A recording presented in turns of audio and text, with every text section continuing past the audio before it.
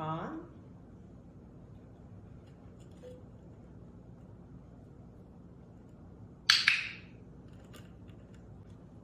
And just kind of like encourage him to do it on his own, because we want him to get more independent and not so where he relies on you to put him places or carry him around. You know what I mean? Mm-hmm. So do I set him on the perch or on the? Yeah. So I would ask him to go back to the perch, and when you do, and when he willingly does that, is when I'd reward him. Not when you're angry. Only happy faces. Calm. See, so this, you know, and think about it, like if you've created a behavior over a long period of time, it'll take a while to uncreate it. That was so like, mad. That was a bit much. That was a little much. So really, this would be one whole session is like, I would just do this like repetitively, just this like calm, staying where he's put behavior, mm-hmm. you know, over time. So again, you'll have to do this consistently to get, you know, a change, but see how you're a higher reward than the treat is though, in a lot of ways. So maybe before you even feed breakfast in the morning, and then again, give him a break before dinner and do this again when he's not too full, because you'll get a better response treat-wise from him. Do you think that this training itself could translate into just to independence? To some degree, yes, because what we're ultimately doing is we are making this or that or wherever you want to work him off of, anywhere but you really, more rewarding than being on you where he gets nothing. Mm-hmm. So we're shifting his perception of what is rewarding. You know what I mean? That's why having that, you know, motivation though with the food and stuff is so important too, just so that it does become more rewarding. I know, I see you acting puffy. Wait a minute. No puffy face. Calm face. Nope, I don't. Yeah, I saw that. I saw you looking to go. But yeah, I would reward when he goes down, and I would reward when he stays down. Pluto, step up. Here, calm down, calm down, calm down. I know you're a big bad bird, aren't you? Calm down. Ah, that was almost me. Okay. And then like even just doing target training on the stand, offering, and then like another thing to do is once he stays there for a few seconds, then offer him to come up on you. You know, give him that reward of your attention, and then back down, treat on the stand, do, you know, calm on the stand, off of you. You know, and then do it other places in the house. Yeah, you can do it throughout the house. The main thing is just it's not on you.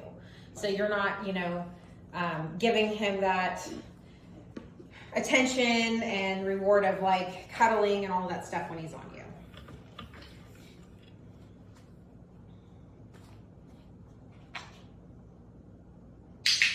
Exactly. Yeah. Yeah. Exactly. And then when you want him to come, he can come, but not just when he wants to. Yeah. And then also in like, you know, encouraging more of him being down here instead of up on you. Okay. As well, you know, but keeping all the rewards. Where are you going? Yeah, because he's like, but you're more rewarding.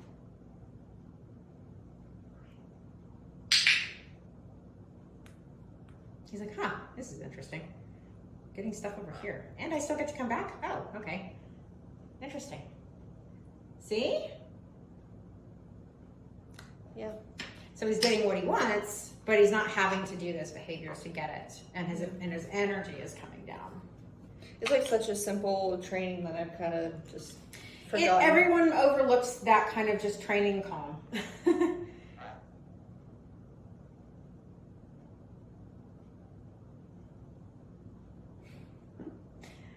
Ponies are so animated though in general. They're like the most animated little, like, they are funny. The little cockatoo almost. Yeah. And I would definitely still work on giving him a treat when you set him down, so he doesn't see it as you forcing him down. He's still getting to choose to go down. So I would say treat when you take him off and put him somewhere else, and treat for staying there, you know what I mean, in general. Yeah, and you can distract him with other training like targeting and stuff like that while he's there too, and reward him when he stays calm and does it calmly.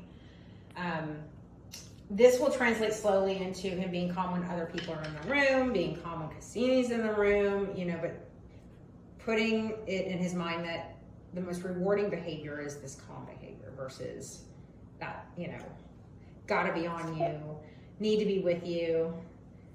Yeah, so you'll probably have to start rewarding when you set him down. Good So job. that he starts to understand. Good job. Like he's understanding. He's starting to understand why he's getting the treat. He's like, I'm only getting stuff over here. Can I do like put down, then treat, then calm, pick up? Yeah, I think that's fine. Like if you're really, the ultimate reward, picking him up might be a bigger reward than giving him a treat even. So you could always just treat for setting him down and then wait for him to be calm and not ask to come up, and then you pick him up. And that's like the reward is when you're not asking me to, and when you're calm and you're not flying to me, I will get you. Okay. You know? Even if he's Because still he chewing wants on that. it? Yeah, that's fine. Because you're a big reward for him. So you can use that to your advantage. Okay. Yeah. I can see that working Yeah. really well. Yeah. I mean, so this is like something you can't stop doing ever? Not necessarily. So the reality is once it's a behavior that becomes more the norm than the other behavior, you may not need to do it very often. I mean, you might see it rear up again and you might need to like do it again a little bit to refresh him on like why it is that he, you know, is calm, why it is that we recommend, you know, why he's happy over here and not on you. Mm-hmm. Yeah. See? You calm down quite a bit. Now you're calmer. Looking for food. Here, we'll do it again. And then, yeah, I'd reward him for going down, and I would reward him for staying there. Yep. Good job. Yeah. So I wanted to. Yeah, he does the kiss for Yeah. a treat too. Good job. Thanks. Yeah. Okay. Yeah, you're very rewarding for him. So he doesn't even really need you to give him a treat when it comes to that. You can always just give him attention, and he's going to feel rewarded. But he's not going to get attention when he's just coming to you and climbing all over you and puffing up and showing all that behavior. Definitely don't want to do that. And I think if he starts exhibiting that while he's on perch, stepping back from him and rewarding him for staying there calmly would be something that I would do. It's like I would almost set him down and kind of like back up and watch him and wait for him to see how he's already looking for you. And I would almost kind of wait for him to be calm. Now he might fly to you, so you might have to kind of do this a few times to get him calm to stay there. And if you even need to reward him for going onto the perch initially. So it might start with just rewarding him for going there. Yeah, he's like, wait, why are we doing this? confused. Yeah. So he's burrowing. So start by rewarding him when you set him on the perch, so that he sees that this is where we're trying to get you to stay. And you may even have to stay closer to him initially so he doesn't fly to you, and work your way back slowly. Good job, Liz.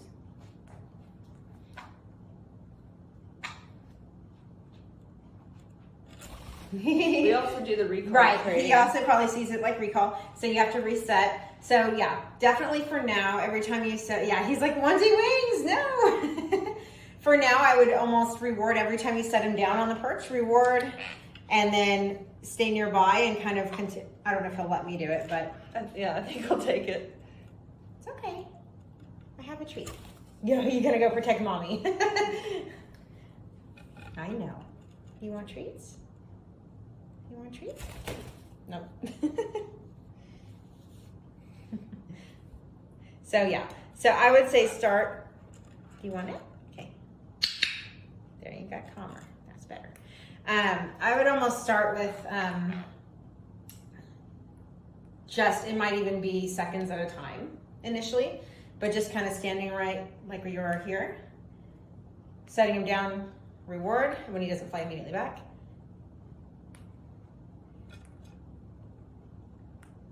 Now he's watching me because he's like, wait, what are you doing? No. He can't.